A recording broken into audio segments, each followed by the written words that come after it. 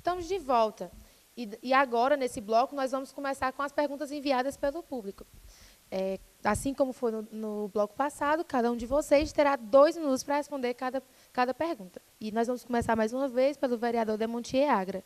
Quem faz a primeira pergunta foi a secretária de Educação, Maria Loureto. Vamos ver? A minha pergunta será a seguinte: qual é a entidade, depois do Ministério da Educação, que, no entender das pessoas, de algumas pessoas, tem o direito de determinar quais são os conteúdos a serem discutidos, principalmente constando no mapa curricular? Pronto, vereador, o senhor tem 2 minutos para responder, tá certo? Pode começar. Obrigado.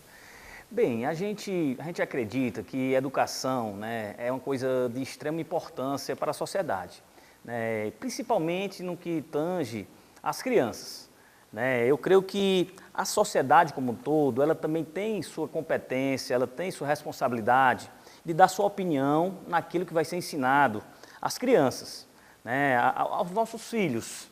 A gente acredita que outras entidades também têm o dever, né, e tem que ter o direito de dar a sua opinião, né, assim mesmo como a própria Constituição diz, né, no artigo 229, ela diz que os pais têm o dever de educar.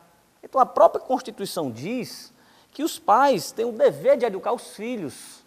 Então, só aí a gente já acrescenta os pais, a gente já acrescenta, né, a instituição, como pergunta aqui, faz a pergunta, a instituição da família, a entidade família, ela tem essa competência também de educar os filhos, né, representada pelos políticos, pelos vereadores, pelos deputados, pelos senadores.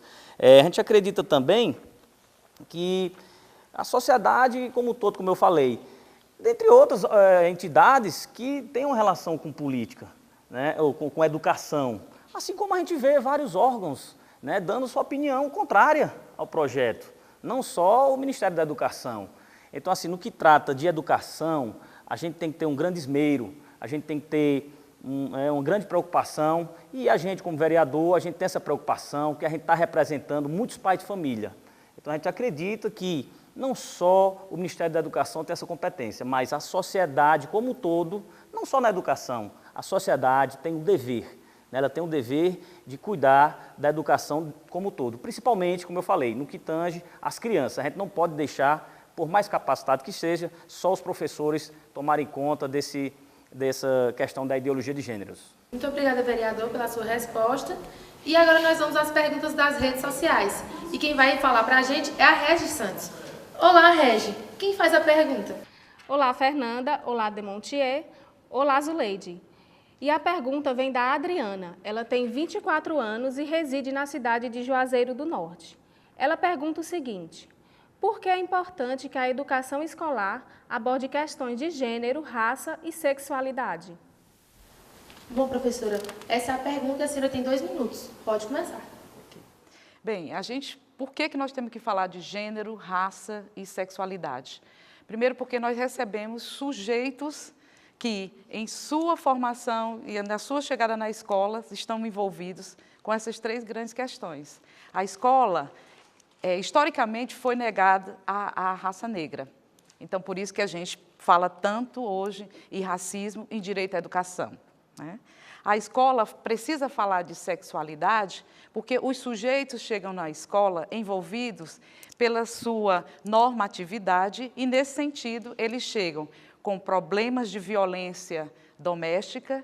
E aí, como é que o professor, a partir do Estatuto da Criança e do Adolescente, que diz que a criança tem direito à vida, como é que o professor pode dizer que essa criança, conversar com essa criança para perceber se ela está sendo violentada ou não, quando os dados estão mostrando para a gente que a maior parte da violência contra a criança e o adolescente acontece na família. Então, a escola trabalha a sexualidade para que essa criança possa se defender diante dessa realidade. E a discussão sobre gênero, extremamente necessária, porque a partir do momento em que eu tenho na sociedade famílias constituídas não só de homens e mulheres, mas de homens e homens, mulheres e mulheres, eu preciso, porque eu recebo na escola essa criança. E aí eu tenho que trabalhar a tolerância, a democracia e o direito de ter pai e mãe no formato familiar que essa família chegou até então. Muito obrigada, professora. E nós temos mais uma outra pergunta para a senhora. Vamos ouvir?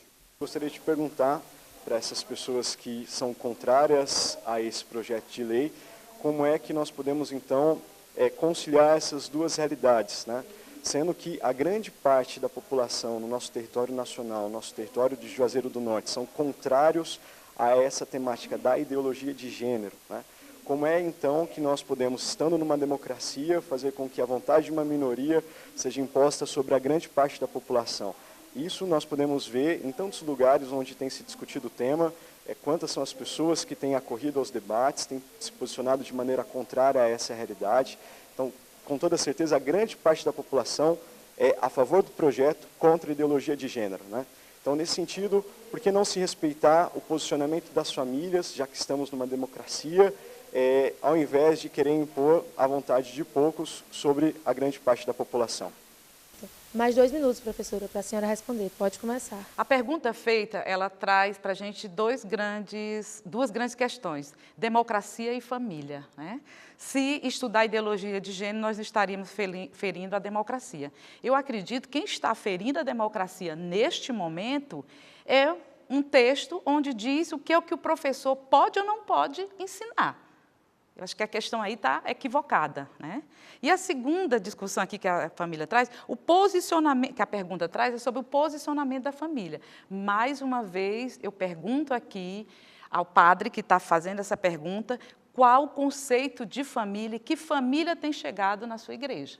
Porque a família que tem chegado nas nossas escolas é uma criança que é cuidada pela avó, é uma criança que é cuidada somente pela mãe, é uma criança que tem pai ausente, e é uma criança que precisa ser respeitada e precisa ter direito à vida. Então, essa família dita como a família ideal, a família posta, não é a família que chega na nossa escola pública. Agora, eu quero dizer o seguinte, como escola, eu tenho que ter a criança que tem uma família que tem pai, irmão, avô e vó, e tenho que também atuar com a família que a criança não tem nem pai, nem mãe, nem vô, nem avó. E aí a escola precisa ajudar nessa educação. Mais uma vez eu quero dizer o seguinte, a legislação é muito clara, a educação deve ser realizada pelo Estado e pela família. Como a escola faz parte desse Estado, então essa escola é chamada a educar também. A escola jamais tirou o direito da família de educar. O que tem acontecido nos últimos anos é que esta família não tem, essas crianças que têm chegado na nossa escola, ela não tem chegado com os princípios ditos aqui, como princípios familiares importantes, a ponto dessa criança, por exemplo, saber que está sendo abusada sexualmente na sua escola, que ela está sendo abusada sexualmente na sua igreja. Então, como é que nós podemos orientar? A escola, então, vai precisar falar de sexualidade, vai precisar falar de racismo e vai precisar falar de gênero. Obrigada, professora. E vamos a mais uma pergunta das redes sociais, né, do pessoal da internet que nos enviou. A Regi vai falar mais uma vez, e dessa vez é para o Demontier. Bom, a segunda pergunta vem da Lara, ela é estudante de jornalismo, e ela diz o seguinte, ouvi uma pessoa que faz parte do grupo LGBT dizer que o debate da ideologia de gênero nas escolas é totalmente desnecessário, pois a ideologia sequer existe. Então, se ela não existe, por que toda essa mobilização em cima do tema? Mais 2 minutos, fica à vontade. Bem, pessoal, é um tema muito relevante, né? E na pergunta da Lara, né, ela diz que dizer que o debate de ideologia de gênero nas escolas é totalmente desnecessário, segundo ela, pois, segundo ela, a ideologia sequer existe, né? Então, assim, há alguns mitos sobre essa questão de ideologia de gêneros. Mas a própria professora Zuleide, uma estudiosa no tema, ela mesmo disse que existe essa ideologia ou identidade de gêneros. E é isso que a gente é contra, é você implementar essa ideologia nas crianças, né? O projeto fala em séries infantis, né? A gente acredita que criança não tem discernimento para absorver essa questão de sexualidade, de gênero.